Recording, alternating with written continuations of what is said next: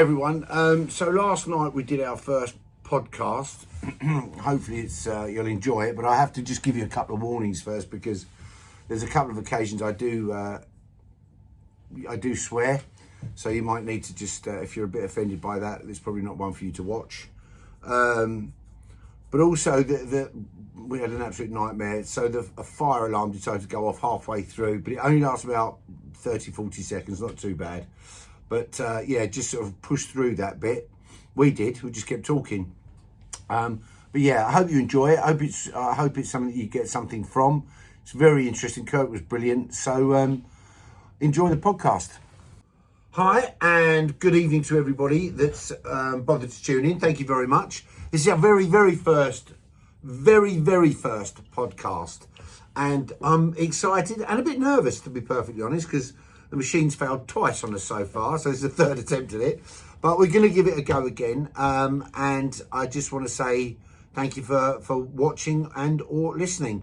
So, Three Bridges Football Club. Well, I'm honoured and proud to be the chairman of the club. We've been going since 1901. Yeah, I can hear the jokes now, yeah. So, no, I wasn't there for 1901, but good effort. And effectively what we do is we run kids teams, we run a senior team at the Isthmian League level, and basically we're here to play football. But football clubs aren't just about football. They're about lots and lots of other things, some controversial at times as well. And I want to give you a quick brief rundown on who I am. And I came to the club about 28 years ago with a youth team, under 9s I believe they were, and we went right the way through to under 18s, where I was invited on board to be assistant manager to Simon Boddy for the under 18s. We had a very successful 2 years together there. And then I was lucky enough to go on to the reserves and then to the first team, which I stayed there for 14 very long seasons, including the 2 really shitty lockdown ones. But we did those as well. We got through it. And then this year, or year before last, I decided enough was enough. And actually, the FA probably decided enough was enough, which is why we're going to be talking in a minute. So I knocked it on the head and I focused on being chairman. Excuse me.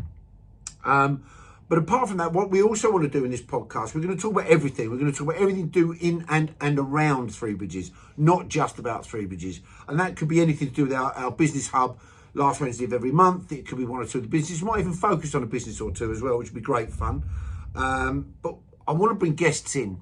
And for me, the important thing is, for me and for the club, is speaking to different people about the football, getting their different views, which I think is very important. One of the most controversial figures on a football pitch is always the referee, always the ref. And I have brought a really good friend of mine in. Now, that almost sounds like an oxymoron for me, but I brought in a guy who's a very good friend of mine, and he's also a referee. Now, I'm going to introduce him now, Mr. Kirk Ritchie. He's the man that has been making me do this, and which I'm really glad he has. Kirk, I'm going to hand a couple of minutes over to you because Kirk's also got, what really got me into this was he invited me onto his podcast last week and I loved it. I thought it was absolutely excellent. So Kirk, I'm going to hand it over to you, your podcast and you. Thank you, Paul. So my name's Kirk Ritchie. I'm a level 5 county referee and more importantly, I am the host of a Man in the Shed podcast, which was launched pre-Christmas, and it was to give myself a voice, to sit in my shed at home and talk about whatever I wanted to talk about. And then it got on to being therapeutic. It's therapy for me. I sit there, I don't script it, I just talk, I press record and I just go. And it's been brilliant. And I've had loads of people reach out to me. And I saw the appeal for what could happen here and what Paul could do with doing a podcast. And I think the only issue that we've got with you doing a podcast is you've got half an hour. Yeah. That's not going to be long enough because that is just you talking about anything, isn't it? Yeah. That could be me just talking about a cup of tea. 100%. Yeah. I'm good at talking. This is why podcasts are good for me. I don't have to do anything. All I've got is people around me, technical, clever people, and I just talk into this microphone and that's it. So yeah. it works. So it's good when it works. Yeah. This is, by the way, it's the third time we've had a go at this, but you know what? We're getting there. So I'm just going to ask a few questions, actually. Oh, by the way, the whole mental health thing. Yeah. of a man in the shed. Yeah. Have you found that helps you? Oh God, yeah. 100%. Really? Yeah, it's what it's enabled me to do. It's enabled me to be braver in saying to complete and utter strangers, I'm not okay.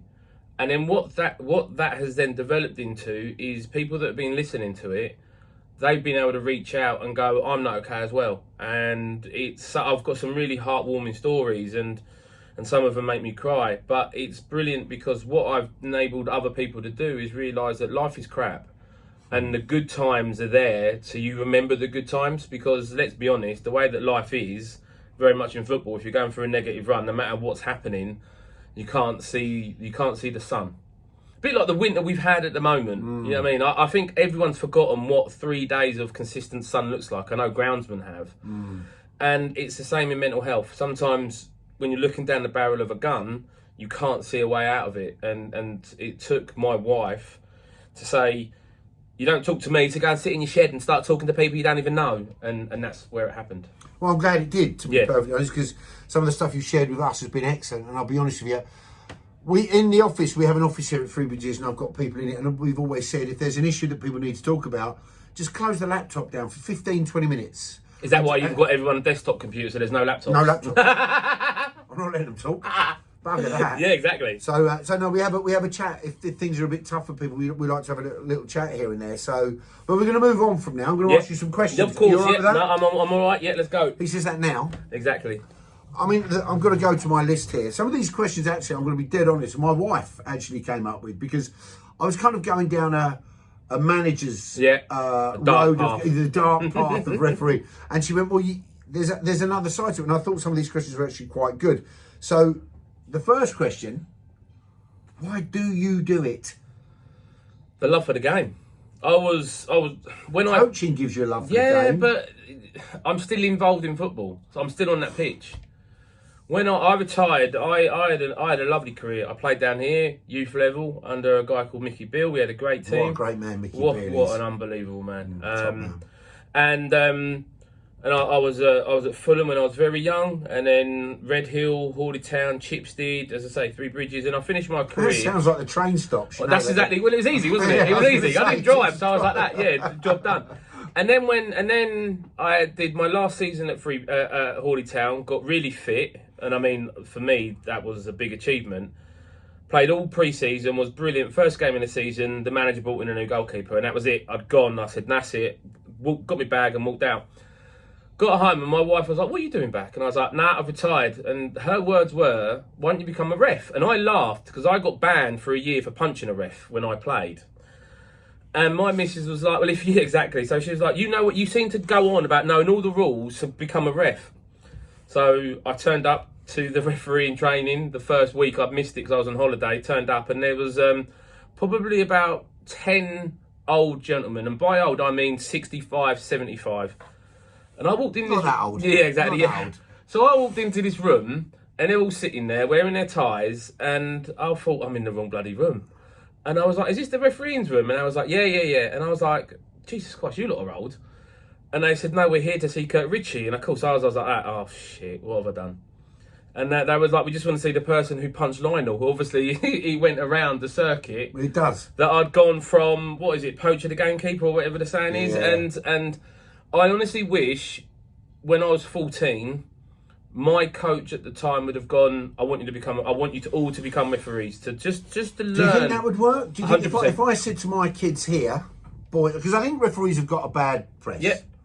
So it's almost not cool. And this is why I've got you, because you are a cool person, if you will. So it's not that cool. Oh. So it's kind of but if I said to my 15-year-olds, look, boys, you know what? Most of you aren't going to make top pro football. Yeah. Okay? You're going to play county league. Luckily, if you're lucky, Isthmian league, and maybe, please God, one or two higher than that. But why not think? I always think the best referees are the referees that have played. Yeah. Right? I think the nuances of body movement can usually tell whether it's a deliberate foul or it's a clash or Definitely. whatever. It's two players coming together. And that's where I think the dugouts, they know because they've played. They've played, yeah. And they see when two players come together by accident, have a tangle up. Yeah. There's no free kick, it's a drop ball. Yeah. Right? But if a referee's never played, he just looks at his two bodies come together and he looks for the most aggressive one of the two. Yeah. So he's going to go, but and sometimes you get the yellow card out for these sort of things. Yeah. You think, flipping hell, this is not right. Yeah. You know, this is what starts to, in my opinion, it starts to light the fuse. Yeah, 100%. Some of the referees that I know who have never played a game of football are the worst referees, and I won't name names, but they are poor. Oh, please do. No, I can't because I know some of them. But the guys who have been involved in football, now I'm not saying at 14 you stop playing football. No. What I'm saying is, as you quite correctly said, 0.001% of these boys are going to go on and maybe earn a career. That's in this. the town. Yeah, exactly. Not here. Yeah, that's in the whole town. So I look at these referees, and when you're at 14, you qualify, you can start earning 25 quid a game. Now you ask a 14-year-old, you do a game on a Saturday morning, and then you play Saturday afternoon. You do a game Sunday morning, you play Sunday afternoon. You ask a 14-year-old if you're going to walk away with a bullseye every weekend. Correct. That's an incentive. You don't have to go and work in some shop somewhere. Or doing something that you love. Yeah, you're outside. Yeah, great. And you can only obviously referee kids' games, so you're not going to get the abuse, but it enables you to get yourself out there and to learn the game while still playing. Well, actually, let me stop you on that because I actually disagree with you on that. I think when you're doing kids' games, the abuse you get from the parents, I think that must put a lot of 14, 100%. 15-year-old kids off of it because you've got some great big burly 35-year-old knobhead shouting to his kid about this will kick him, and I love these instructions. Kick it. Yeah. Love that instruction from the parents. Run. That's another great. This is God's honest truth. Recently, I was at a youth team game on a Sunday and watching one of our teams, and one of the dads has gone past me, and as he's gone past, he said, "Oh Christ, Paul, I'm just going to get to the top." He said, "My son's not doing what I've asked him to do." Yeah. What about what the coach has asked him to do? Exactly. And you get this, I don't care what part of the country you're from, you can be right from the top of the north, right to the bottom of the south. At the end of the day, it's the coach that dictates the play. No, not 100%. But the parents.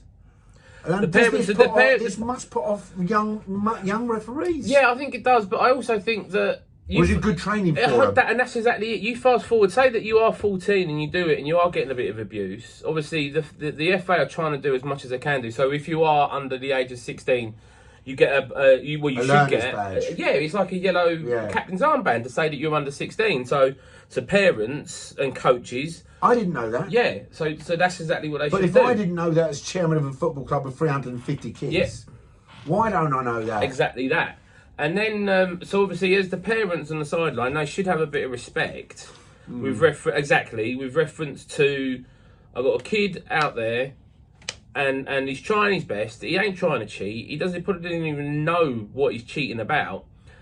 But stop living your life through your kids and stop having to go at the ref. And anyway, but I do think it's character building to a certain point because if you're good enough, you will get a coach as a referee, and then you will then get fast tracked, and that's the bit that I don't agree with. So you will then get pushed through the system quicker, and then you technically speaking as a 22-year-old boy, because you're still a boy at 22, could be refereeing out there in front of 5, 6, 7, 800 people. You go to some away grounds, you might even get 1,500. Yeah, you do. And then you've got the manager, you've got 2 sets of benches, you've got everyone, and now with social media as well. Yeah. There's no getting away from it. I mean, I go back to when I was younger, and I say to my kids, I was bullied at school, but I left school and it was done. It was there. These kids nowadays, there is no leaving it. There's not, because you're always on your phone. It's pinging, and that will be the same as a aspiring referee, that you can't get away from it. So if you've had a bad game, and we're only human, you know what I mean, we do have bad games, but you've got to take that on the chin. The issue that you got is you can never actually get away from the mistakes that you've made. You could have a brilliant game for 89 minutes. You make one error, and it's only your interpretation, angles. If you're not in that right angle, if you interpretate that handball slightly differently. So here's a question, and it's not on my list. Is when you look at the professional game with VAR and everything, is that helpful? Or is it just simply undermining referees? Because I'll be honest, I'm still not sure about VAR for referees. I still think that sometimes I've got barbershops. Just thought I'd chuck that in there. I've got. Could you tell? I've got barbershops, and one of the great things about barbershops is the chat. Yeah. And You got a punter in the seat and you cut his hair and you're talking about the game on Saturday or whatever.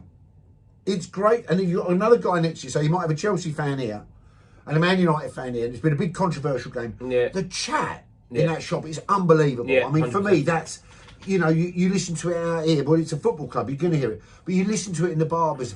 VAR have sterilised that a little bit. And it, don't get me wrong, Match of the Day and all that would show different angles anyway. But it didn't affect the game live. No. And so, are you pro VAR?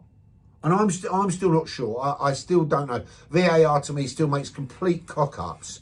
So if it makes cock-ups, leave it to the referee to cock it up. And that's the thing. If VAR, it's unlike cricket. So you take cricket for an example. What's cricket? It's one of the best drinking games in the world. But I know Jiminy. But you're either out or you're not out. Yeah. That's it. You know what I mean? There's no interpretation. What is handball? I mean, is that away from your body? Is that away from your body? The laws are the laws, but when you get into that interpretation, exactly, that's when VAR totally ruins it. Yeah. My issue with it is when VAR fail to pull up the hugging that goes on at corners, because there are penalties every single time there's a corner. If you look at the rules of the game, you can't hug someone and stop them from going. But VAR doesn't pick that up, but they will pick up a little flick or they'll pick up a little handball. And football is still a contact sport. Let nobody tell you any different. I'm not so sure now. I think the way it's going. Exactly, the letter of the law, football is still a contact sport. So you run at pace and you get a little flick, you are going to fall over. Is it a foul? Isn't it a foul? But if the moment of football stops becoming a contact sport, that's the moment the game's gone, in my eyes. Because I'm 42, I'm probably the last bastion of, before you used to go out, get one on them. Yeah. You get one tackle, and then the referee would say, that's your one tackle that you got. Yeah. You don't get that anymore. No, you don't. You look at like some McMahon, Vinnie Jones, you know what I mean? Graham Souness. Paul Faili, you know what I mean? Some boys out there probably that still play for you, they like to get a tackle in, but that's because they're probably a little bit too slow. But that was me. But you could get one in. Yeah. These boys wouldn't Your gaffer always used to say to you, if the ref's not looking or he's turned his face a little bit, and you can climb 6 aluminium studs down the back of that fella's Achilles, let him know that you're a centre half and he's going to be a limping centre forward. Sometimes it turned round the other way and you got clobbered. Yeah. But it was a very physical game. Back in the 80s when I was playing, it was an incredibly physical game. Referees, though, I'll be honest, did seem to be considerably more tolerant, then. But the game was different, though. The game. You go back to when you started. What was your front pitch like? This here? Yeah. Was it a pitch? Was it a pitch? It was mud. It wasn't like it is now. So even a few years ago, it wasn't great. But you want Jamie and the boys to play football. We do. So referees need to evolve and develop the way they're more athletic. Yeah. I get that. I mean, went on Sunday mornings. We had a great. There's a legend of referees in Crawley. And this, this particular referee, and anybody my age or 5, 8 years younger or older will know this man's name. And the guy's name's called Ron Bentham. Now, Centre Circle Ron. Centre Circle Ron. That was his name. Now, Ron Bentham, for me, Northern fella. Get up, you bastard. Yeah. That was him, wasn't it? Yeah, 100%. There was no whimpering around from him. You could get a double compound fracture and he would tell you to play on. Jesus Christ. He was unbelievable. So, but he was almost laughable. But the one thing I'd say about Ron Bentham is he would come up to you, if you were actually at a point of taking the piss or losing it completely, he would just grab hold of you and he would pull you over and go, now listen. Yeah. And he would tell you there and then. And I'm a great lover of referees that A, know the names, B, don't need to shout and scream. They just come over and they say, listen, calm down. Yeah. This is what's going to happen. And I love that. Now, I've got a question, another question. Go on, hit me. We're doing one question an hour at the moment. This is one of my favourites. And I've got to be honest, this is these next 2 questions my wife came up with. We obviously have beef with 1 or 2 clubs. Yeah. And it's always a little bit lively when we play each other. I'm not going to say the clubs are, but it is lively. And funny enough, the club that we got 10 million views for on YouTube, Whitehall, we're best of friends with, always have been. Yeah, good club, Whitehall. Phenomenal club, a very good club. Great guy, Sean Saunders in charge down there. great gaffer and great lads. That's great video, by the way. Yeah, I know. Thank you, Mr. Lineker, for that. Your bell end. Right, so basically, but taking that to one side, when two clubs despise each other, Yeah. how do you know? You've got the vibe already. People have spoken to you. You know both teams are going to be hideous. You know both teams is going to be lively. The second that whistle goes, how do you prep for that game? Like that. That's brilliant. I'm having no luck on this at all. This is the worst podcast ever. Security have just come in. I've got the Referees Association. They've just come in and gone, don't answer it. Give away the trick. Give away the tricks. The honest answer. Thank God for alcohol. Honestly, I'm like that. The honest answer. I hope that's not the fire alarm. I actually think it is the fire alarm. The honest answer is I prepare for every game in exactly the same way. Whether it's the top two, whether it's the bottom two, and I referee it to the best of my ability. You know within the first couple of seconds, first couple of minutes of a game, the way it's going to be. And the easiest way that you get told is... So they give you the rule of three. Yeah. I'll give you a warning. Yeah. And I'll give you a warning with your skipper. And then the next one, you're in the book. Right. That's the way that you get taught how to referee it. Now, for me, I don't believe in that. For me, I'm very much, if it's a foul, it's a foul. And if it's a yellow card in the first 10 seconds, I'm going to give you a yellow card. So you cut it out straight away. The players then know that you can't put up with any rubbish. Right. But there's a lot of referees, and I know a lot of referees that will talk to you, and they'll talk to you, and they'll talk to you, and they'll let every single person on that pitch have 2 tackles. So that's 20 tackles. If both teams detest each other, you're talking about they go to war. They don't go out and play football. Yeah. They go to war. That's better. Yeah.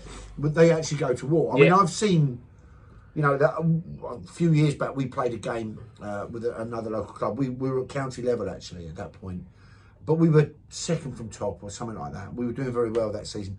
And as Christmas went past, obviously the pressure starts. We think we can win the league now, and the build up. Of course, other teams are looking, think, well, we don't want Bridges winning. Anybody but Bridges winning the league. Yeah. And I remember a tackle on my centre forward that was so violent, and I reckon it was in the first 2-3 minutes. It was old school. It's obviously gone, right, hit Elliot as hard as you possibly can, take him out of the game if you can. If you get away with a yellow, we'll wear it. If you get a red, we'll wear that as well. We'll go to 10 men. But as long as you've got his top strikers out, not playing, we don't care. So you've got to be aware almost of the run before. I mean, you can see, surely you can see the run. Yeah. No, I think the issue that you got now is playing. Would you talk to both teams before the game? Oh, always. Well, it's the skippers, because it depends on what level you go at. So when, and this sounds ludicrous, but when you're refereeing park football and you're on your own, you would go over and you would give your pre-match instructions to the teams and not the referees. Because park football, you've probably got a couple of boys who've been on the sauce, they're stinking, it's not the best football. The higher up you go, you get told not to do it to the team, to actually do it, because obviously pre-game, the manager or the coach comes in and does the team sheet, you give them the instructions and all that lot, and away they go. And that's it. Right. And then when the game starts, obviously the toss, the captains come to the middle, you give you instructions, and I know some referees that don't give any instructions whatsoever. They will literally say, hi, I'm David, this is Kirk, this is Paul, you travelled, heads or tails. No instructions. Me, I'm very much, I normally do 2 or 3. I say, I like to play the advantage. So if you have been fouled, you see the flag go up, put the ball in the back of the net, defend it. When the game stops, if there's an issue, I'll talk to the lino and we start it again. The next one is free kicks. Get the ball down, start playing football straight away. Love that. I mean? Don't wait for my whistle. I want you playing football. Ex-goalkeeper, if I think it's shooting range, you all can ask me all day long, but I'm going to say no, because I will always protect the goalkeeper. And the third thing I always say is, if it does happen to kick off, I don't expect you as the captains of your team to be in there throwing the haymakers. I expect you to be in there pulling them away. Right. They are my 3 instructions that I give. I often find, though, that if people do get spoken to like human beings, I genuinely think that referees get far more respect. So here's another question. This is actually quite close to your heart, this, because I've sinned and I berated referees to the point where I think, I go home and I actually think, I don't even know the fella, what I've called him today. Yeah. out my dugout and stuff like that. And funny enough, part of the reason of me retiring as a manager was because I'd lost my shit. I'd lost the plot. I was getting to a point where it just wasn't working. I was going into the dugout already in a foul mood, already thinking, what's this dick going to do now? Yeah. And you have to kind of release yourself a little bit. But you could take 90 odd minutes, Kirk, of absolute shit. Both dugouts, 22 players on the park. Supporters. And the crowd. Yeah. They've all decided you're a shit ref. They've all decided they're going to sing the songs about you. They're going to call you everything you possibly can. How do you deal with the abuse? Listen, during lockdown, I grew my hair, right? So not only was I a ref, but I was a short, fat ref with long hair. I might as well have just drawn a target on my back and gone, come on, have a go at me. Why? Exactly. But luckily, I did look good with long hair. But the sad part about that is you now need to accept that you are going to get a level of abuse. Which is totally wrong, because the FA on the referee shirt says a little word called respect. Yeah. Without us, there is no game. It's as simple as that.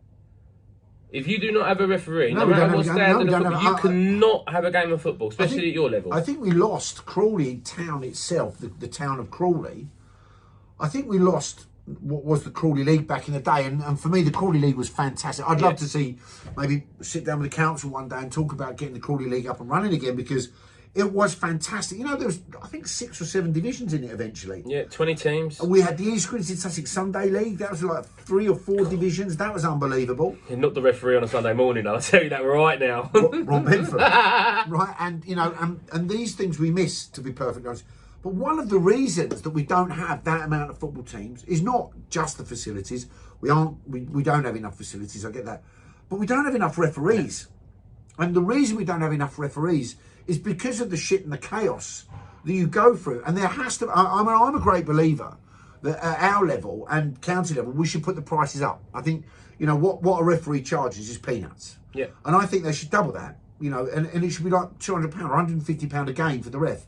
And you'll get a lot of clubs go, oh, we can't afford that. Well, don't be in the league then. Don't be it. If you can't afford to take that. And I think then you can say to the referee, look, you're a well-paid person, which means you have to study your craft, which means you have to start to get things absolutely spot on, and you have to start moving forward. And I do believe in referee academies. I do believe that there is a system that we can work with better. But I really strongly believe, Kirk, that we need to encourage more footballers to become referees, because it's the footballers that spend an entire poxy career moaning about them and then do absolutely nothing, nearly swore, nothing to combat. It's a bit like saying to somebody, here's all the problems. Yeah. Have you got a solution? Nah, and walk away. Yeah. And I think it's about time that footballers took it upon themselves to say, you know what, and maybe we should look at it here at Three Bridges and say something along those lines. But you said earlier about a 14-year-old becoming a ref and all that lot. What? At 14, you can kind of tell a 14-year-old this is what you're going to do. Yeah. You're going to become a. We're going to.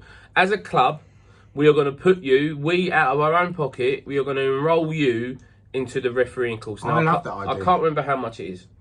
Well, we'll talk to Sussex County, but I think we should look at it. They can do it here, sort out a deal and all that lot. Because I know that, because I manage my lads team, and when they're all 14, they're all going on it. I think that's right. I think we're going to do this. But to answer that question, at 14, you can say, become a ref. You turn around to these boys who are 30. The issue that happens... They're just looking at it from a negative perspective. 100%. Yeah, why do I want to take the abuse that I get, that I give the referees and that lot? And that's where you're never going to have... You might have one out of a full squad that actually say, do you know what, I'll give it a go. I still want... The reason why I do it and did do it was because I still wanted to stay involved. Now, the biggest thing that I missed was the banter in the changing room. Yeah, 100%. We said it on my podcast last week. I miss that as chairman. I do. That's the one thing I miss. And there is nothing like the banter in, and I've seen some sites. Wow. Yeah, in changing rooms that would scare the heebie-jeebies. But you have banter with it. And as an 18-year-old, as a 16-year-old, I played front side football at Hawley Town under Lol Geary, God rest his soul. when I was 15. And I was the same. I was a little bit skinnier, but I was still 5'9 3/4" in heels. And I remember, I can't even remember where we played, but it was Hartney Whitney. Is it Hartney Whitney? Yeah. We played there. Dave Beckett picked me up. I wasn't even meant to be playing. I literally, because he lived down the end of the road, he picked me up and took me to Hartney Whitney, and I played. And as a 15-year-old goalkeeper playing county level football, it was brilliant for me. But I remember in the change room, I was like that. Yeah, it's a different world, isn't it? Mate, the Different banter, but just everything, and that when you stop playing football, that's what you miss. But then when you become a referee at county level, you then have that team again. Yeah. So you have the referee and you have the two linos, and that's where you can have the banter. Don't get me wrong, same as everything. You have some referees and there is no banter. I like to think I'm quite funny. Yeah. I like to think my sense of humour is quite dry, and I'll be telling jokes and all that lot, and I'll just have glum faces, and I'm just like that, a tough crowd. But they're the people. We've got to wrap this up. No, actually, you can keep going. Oh, can you? Because we're not on this now, Oh, are we? right, okay. But they're the people, in my opinion, that make shit referees. You know, if you haven't got a sense of humour, piss off. Don't join my business. You know, Yeah. don't come into the sport I love and adore, because effectively, Kirk, unless you're getting paid dough, and I'm talking proper dough, it's a hobby. Mate, 100%. It's a hobby, and if it's a hobby, Yeah. you don't want miserable bastards involved in it. You No. want people that are going to have the crack, going to have a bit of a laugh and enjoy themselves. And I'm not saying be rude or anything No. like that, but if they show just a little bit of personality, Yeah. I think it shows on the pitch, Kirk. 100%. My biggest thing is I like to think that I'm quite a good referee because of the way that I talk to players and because I played the game of football. I got told by an assessor I will never move up the food chain because I don't look like a football player. And of course, I was like, well, I look like Neville Southall. Yeah. You know what I mean? I do look like Yeah, him. You know what I mean? I look like the fat Ronaldo. So I've got these two. But that then straight away knocked my confidence. And I was like, it doesn't matter what size I am. I know the game of football. I can get around the football pitch, and I know importantly what is a tackle, what is a foul, what is deliberate handball, what isn't deliberate handball. But You know that because you're a player. Because I don't look like a referee, they've said that I'm not going to go any further. And don't get me wrong, I know that you need to have a certain level of fitness. The higher up you go, yeah, 100%. And that's why all the fitness tests that they do, brilliant. You know what I mean? But fundamentally, you could have a referee who is as fit as a fiddle, who can run around in circles and do all that, but he's a crap referee. But because he can run around in circles and he's fit, he develops and he goes up the food chain. So I find that fascinating. Yeah. I really do, because but it's soul destroying. As a referee who, I would probably say, if I do 30 games a season in the middle, and this touching wood, I'll probably have one game where I think, I probably could have done better there. I'll have games where I know that I've nailed everything. I've been in the right position. I've been fit as a fiddle. What about games where you've made a mistake? How'd you deal with that? You know you've made the mistake. You know you've given the free kick, and as you're walking away, you run away. You run away. Yeah. You give what you see, and you don't think about it in that moment. No, and that's the thing. Yeah. The worst thing about it is when you do a night game, and you're driving home. Yeah. And you're like, I should have sent him off. That's what I mean. It was a red. But what can you do? Do you know what I mean? We get a split second to decide whether it's a red, it's a yellow, it's a free kick. I mean, it is, you know, we talk about players having 90 minutes of focal concentration. It has to be, but they switch off. Yeah. You see that free kick coming, you know, they're all in the 6-yard box, jostling for a ball. That one defender just switches off, just has a little look over his shoulder. He's not quite focused. Something happens. All of a sudden, the ball's on top of him and it's in the back of the net. Yeah. If a referee switches off for that millionth of a second, you could miss a red card. You could miss, you know, there are so many things you can miss. Yeah. So actually, you have to be on it. Oh, 100%. As well as running up and down, as well as remembering who scored the goals. And there's a great app on the watch called Ref6. So a guy called Will's. What's his first? Anyway, Ref6. If you're a referee, get Ref6. It's brilliant, and tag them into this because they love that. Right. Ref6. But they're so you can do it all on your watch. Right. So you literally go. This is. You know, so if it's a goal, you swipe left or right goal and all that lot. So it's brilliant. I'm old school. I like to write things down. Yes. But the technology is now there to the referees to help them. But if you are forgetting the game of football, doesn't matter what technology you've got. Yeah. You're gonna miss the beat. Yeah. You're gonna miss the trick and all that lot. And to go back to your initial question with reference to VAR, is it helping or hindering the game? It's hindering the game because they're not getting the basics done right. Yeah. And that's the major problem. But the trouble that you've got is you will never finish a game because letter of the law, foul and abusive, red card, and you see it week in, week out with these Premier League players on TV, effing and jeffing at the referees, and the referees taking it. You F and Jeff at me when I'm refereeing you, and if I think you've got a bit too far, red card, see you later, gone. Yeah. You've done it in the Premier League, there'd be no games finished. Yeah. Because it wouldn't be. But surely they're the example, are they not? I mean, the Premier League is the world's example. The Premier League has lost touch. Professional football has lost touch with grassroots football. Agreed. You can see that in absolutely everything, from the way that they look with the money they've got. I was only having a conversation with Daniel, my son, about Dele Alli.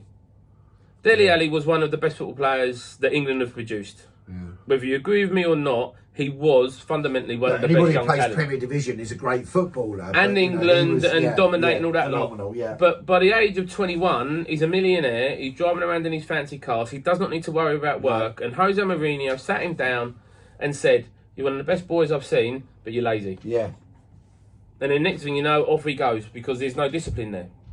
So, but you've got to keep working at it. As a ref, you have to keep working on it. Yeah, I must admit, I get, there are certain referees that come in that I really like. I have to say, I think they're...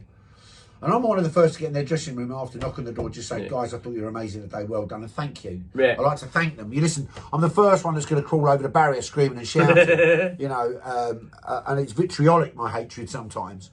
And I always go home thinking, I didn't need to be saying that to an ordinary bloke that's going to go home to his wife and kids and all that. You don't need that shit. But it can be quite, it's a very emotional game, football. So you can lose yourself a little bit. That's not an excuse, by the way. I'm just saying you can. And funny enough, it's you take a different viewpoint as a chairman from when you were a manager. When I was a manager, I was all over it. Yeah. But as a chairman, I'm not happy when if I see my gaffer losing his shit. I'm like, oh, come on, calm down a little bit, But all I'm doing is looking at a mirror of myself. And what my chairman, Alan Bell, when he was chairman, he must have thought, he said to me once, it was great, he said, because I'd had one game that was murderous, but we were doing well, and we'd been doing well for a few years, and this is back in county days, and we were, I don't know, second or third or whatever, and he used to take me to dinner every year, and sit me down and give me a rundown of how I was doing, right, and which was fine, I didn't mind that at all, it was quite useful actually, but he came up with a very famous quote, when I was in there, and he basically said, you know what, Paul, all the time you're winning, you can pretty much do what you want. When you have 2 or 3 losses on the bounce and you start going mid-table and lower, you can't. Yeah. That's when people are looking to pick bits out of you. And I thought, do you know, he's absolutely right. I was okay all the time we're on a high, but all of a sudden everyone said, oh, he's passionate. He's passionate because you're winning, you're passionate. The second you're losing, you become a bad-tempered twat. You're a hothead. You've lost your control. Can't be controlled, and I've seen, listen, from the dugout, I've seen managers attack other managers. I've seen some of the abuse that managers get in the dugout. I was at, I can't remember what ground, I think it was Pagham. Yeah. And my feet were right on the edge of the technical area as a manager. And at Pagham, there was the dugouts there, and most county sides, the fans are right on top. Yeah. And about halfway through the game, this fella shouted at me, went, "Oi! Get back in your dugout, you fat bastard."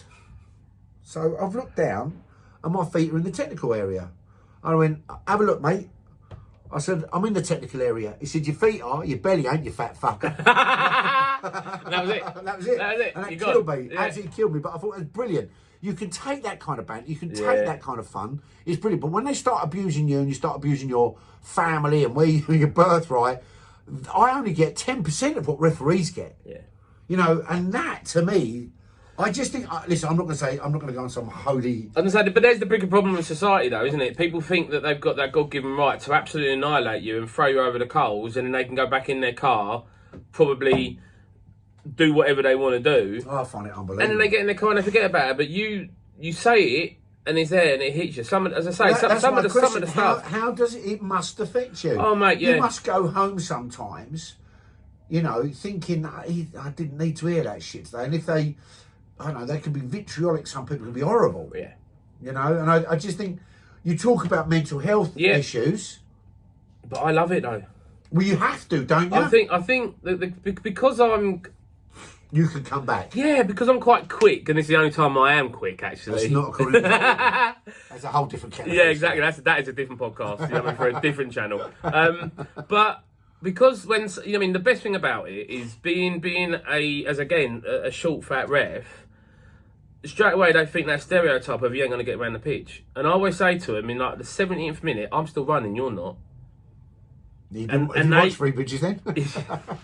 And they'll be going at me, and I will literally keep going. And I'm the way that I am. I was like, I've not criticised you for your shank that you did in the 7th minute, the missed header that you did there, the 17th minute when you let that geezer go in. Have you ever been tempted to? Oh, that's what I do say. Mate, I'll give it back to him. Mate, was that a shot? The best thing about it, when there's a little injury and this geezer's been ribbing you, and you just go up to him and I just literally go, and I was like, you're having an absolute stinker today, aren't you? And then I just walk away. Oh, I love that. And then by the time he's looked up, I've gone. Yeah, and he's just like that, bang. But then because you can have that banter, that respect's there.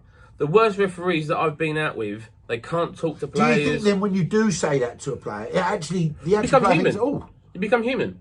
That's what my mates would say. Yeah, you become human, and that you're no longer who's the wanker in the black. You're the referee in the black, or you're Kirk, or you're ref, or whatever. You're not this person who's there to ruin the game. And what players need to remember is that referees are there because they enjoy doing it. And no, 100%. Even all my mates are like, I still can't believe that you are a ref. You are the most unlikely person to be a ref. 100%. But surely that's what makes a good ref, is the most unlikely one. I'm like a unicorn, Paul.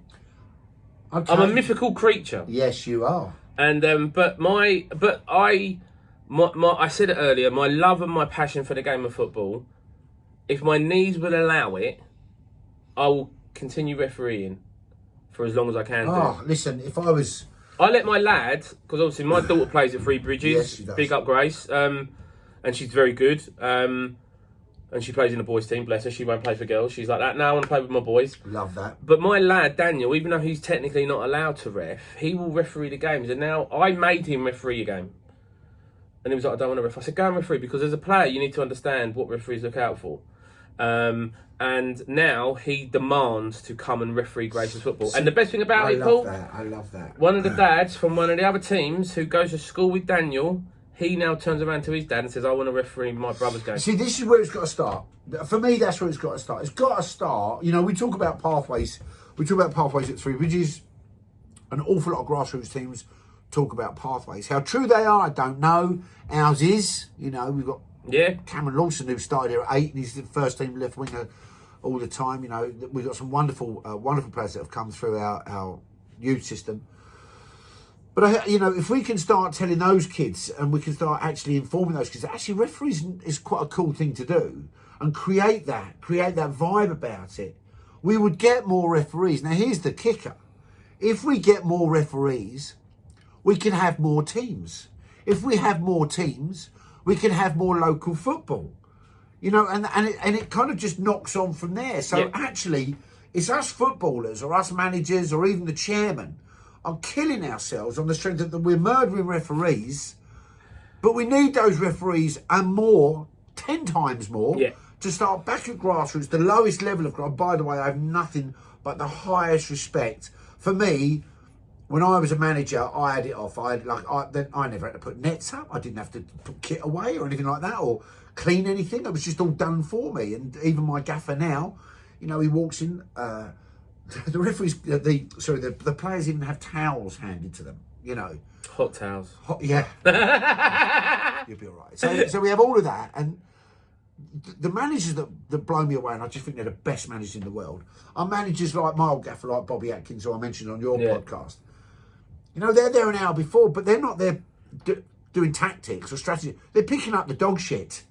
They're trying to mark a line with a bit of emulsion paint and a 3-inch brush. And the lines are going like that. They are, and they're trying to shout to the tallest player, put the shortest player on your shoulders, because we can't reach the nets with the gaffer tape.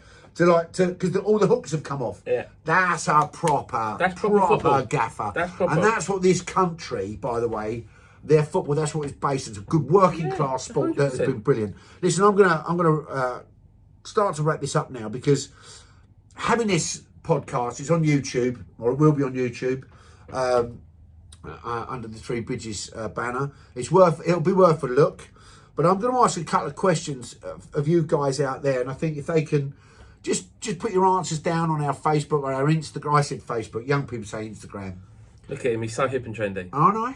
And don't TikTok it though. And effectively, I just made myself look really old there. And effectively, so I'm going to ask these. You can actually email it if you want to. But a couple of questions for the next podcast, and I'll read out the best answers as well. At non-league level, with marks out of 10, 10 being the best. If you're a footballer, how have you rated the referees this season? That's question one. You don't have to answer all the questions. It's a test. If you want to answer one, There's you no can. prize. No, there is no prize. Certainly no prize. Do you think the referees are respected by the dugouts? Before the game started, I'm not talking about halfway through a game where they're making a decision about the referee's performance. But do you think referees are generally respected in the UK? And I'm talking Premier Division down to the dog and duck, right? Are they respected? And if they're not, why not? Why aren't they respected? Here's a good one. If you're taken to the FA for misconduct or an E3 or whatever charge it is, but you're found to be innocent, should the referee receive a fine for putting the report in about you? And should you, as the person that's been dragged up to the FA or had to do a Zoom meeting nowadays, but you've had to take the time off work or whatever, should you be compensated for that? And I think that's an interesting one, because that's a good one. I'm always surprised that a referee can just simply write a report and it can batter you. It can really hurt you. You know, you can lose sleep the night before. You've got to go up in front of three strangers, and now we've got a case going on at the moment, and one of the people on the panel is a King's Counsel. Yeah. They're terrifying people. They're born to be terrifying people. That's their job. They're educated. Yeah. Well, that scares me straight away. Education. And if you don't want to answer any of those, or you want to answer them, the final question I've got is, how would you improve the standard of refereeing? It's very easy to chirp up about referees generally, but what would you do? Give me your comments on what you think you would do to improve the standard of refereeing in England. And predominantly, I'm not talking about Premier Division. I'm not even talking about league football. That's something I know nothing about really. But I'm talking about grassroots football. How would you improve the standard? If you believe the standard needs improving, you might say it's not the referees that need improving. It's the teams that need improving. It's the gaffer that needs improving. It's the assistant manager or the coach. They need to be improved. And if so, fine, let us know that. But what would they do? What would they have to do to try and get those improvements out there? So I'm going to end the show on this. Kirk, thanks, man. Been brilliant. My absolute pleasure. Really good. We could actually go on. This is meant to be 30 minutes. We're close to 50. Yeah. The computer failed miserably, but we don't care. This was the third attempt at it, and we just ran with it in the end. That's exactly it. Listen, I hope that a few of you, if you're not too thrown off by this, that we'll see you next week. We're going to bang out another podcast. We're going to try and do it weekly as much as we possibly can. You're going to see Kirk a few times, because I just think it'd be nice for two or three of us sometimes to just generally chinwag about it. So, yeah, well, thank you ever so much for listening. It really means a lot to me. Have a look at us on our Instagram, 3BGFC. Have a look on our Facebook. And also, we are trying to get a 3G pitch, so we still have a Just Giving page as well. I thought I'd throw that in there. But apart from that, thank you ever so much. It's been brilliant, and I'll see you next week. Cheers.